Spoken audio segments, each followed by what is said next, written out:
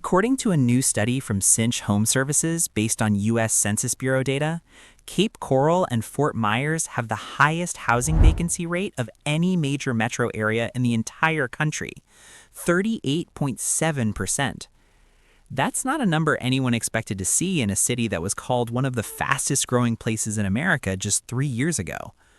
Right now, in 2026, there are an estimated 125,000 ghost homes spread across Southwest Florida, empty, quiet, sitting there with for sale signs that keep coming and going and no buyers walking through the door. And here's the part that should make every homeowner in this country pay attention. This didn't happen because of one thing. It happened because of 4 or 5 problems that all hit at the same exact time. Let's break down what actually happened. To understand why thousands of homes are sitting empty in Cape Coral today, you have to go back to 2020 and 2021. When remote work exploded across the country, people started fleeing cities. New York, Chicago, the Bay Area, they all started pouring into Southwest Florida. Cape Coral specifically. The weather was perfect, the prices were cheap, and you could work from your canal front home.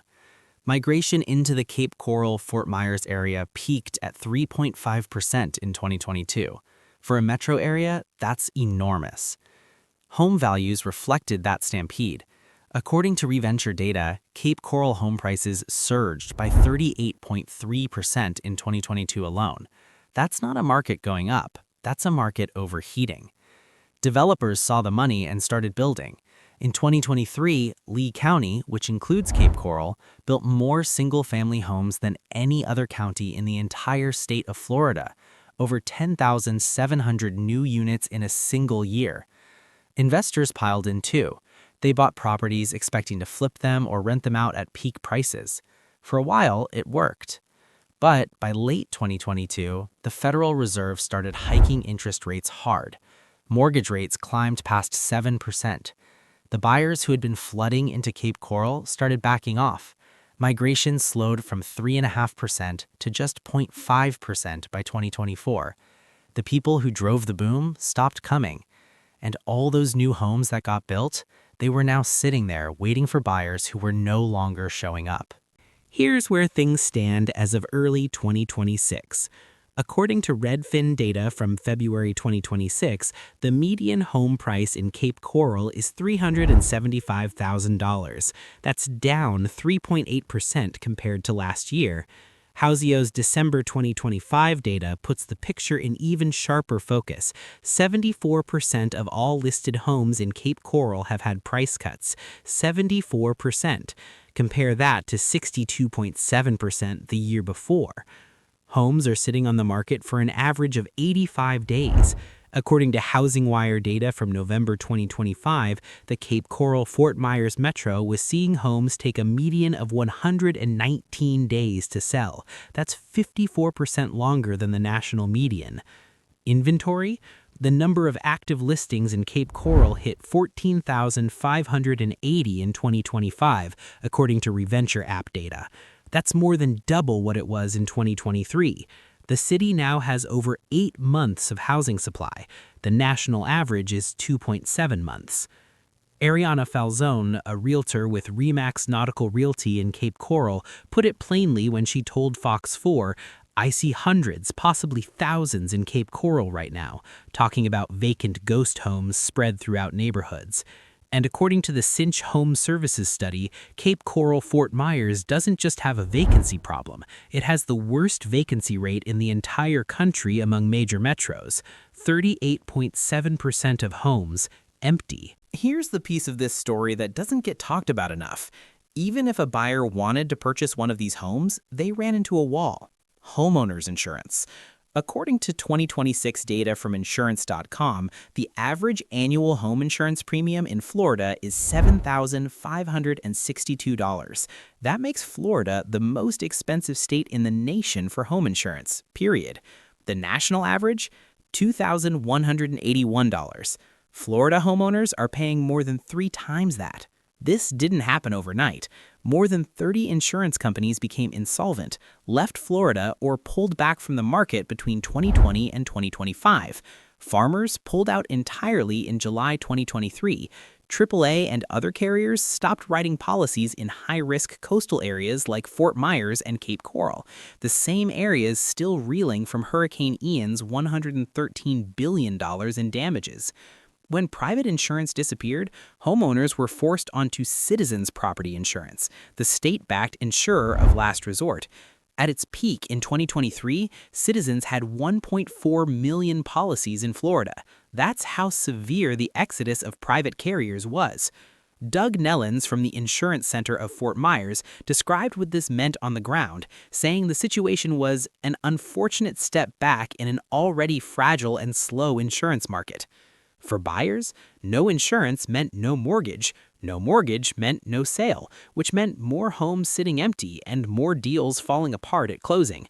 The good news, and there is some, is that as of early 2026, Citizens has shed over 541,000 policies, moving people back to private carriers. Rate decreases have been announced for Florida Peninsula, Security First, and Universal Property and Casualty. The insurance wall is slowly cracking, but the damage to buyer confidence, that's taking longer to repair. If you're finding this breakdown useful, hit subscribe right now. We cover housing market shifts like this every week, and right now, there's a lot to cover. One of the reasons so many homes are sitting empty isn't just unsold inventory. It's investors who bought during the boom and are now stuck. When prices were climbing 38% a year, investors poured into Cape Coral. They bought canal-front homes, vacation rentals, and flips with the intention of selling high or renting out for strong returns. But the math changed fast. Rents dropped, migration slowed, and holding costs exploded, especially with insurance. Investors who couldn't sell at their target price weren't willing to sell at a loss either, so the homes just sat there. According to data from the Nudie Home Team and Naples Daily News, Cape Coral hit a 12.3-month supply of homes at one point in early 2025. That means if 0 new homes came onto the market and sales continued at the current pace, it would take over a year to clear out the existing listings alone. Chuck Davis, a Cape Coral homeowner since 2017, told Wink News, "There's too many houses on the market. And with that many houses on the market, yes, it's a buyer's market, but with interest rates the way they are, buyers can't afford to buy those houses." That quote sums up the trap perfectly. Sellers can't get their price, buyers can't get their financing, and the homes sit empty in the middle. Cape Coral also built more new homes than buyers could absorb. In 2023, Lee County put up more single-family homes than any other county in Florida. That new supply kept stacking on top of the resale inventory that was already building up. The result is what Fox 4 reported: hundreds, possibly thousands of ghost homes across Cape Coral's neighborhoods. Here's the honest picture heading into the rest of 2026.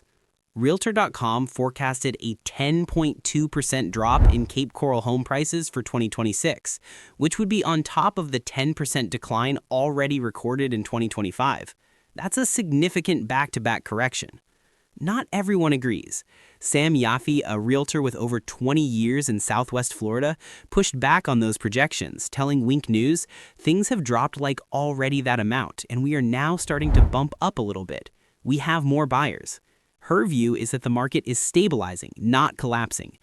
What the data does agree on is this. Zillow is projecting roughly a 1% further decline in the Cape Coral-Fort Myers metro, which is a much slower drop than what happened in 2025. Most forecasters expect prices to level off by mid-2026 and begin a slow recovery in the second half of the year. The migration story is also shifting slightly. According to a Newsweek report from March 2026 citing Redfin data, Cape Coral-Fort Myers actually had a net inflow of home searchers of plus 4,098 in Q4 2025. People from Chicago, the Midwest, and the Northeast are still looking. The pipeline hasn't dried up, it's just moving slower. Insurance reforms are working. Citizens has shed over 500,000 policies. New carriers are entering the market. Rate decreases are coming for 2026. That removes one of the biggest barriers that froze buyers out. But 125,000 vacant homes don't disappear overnight.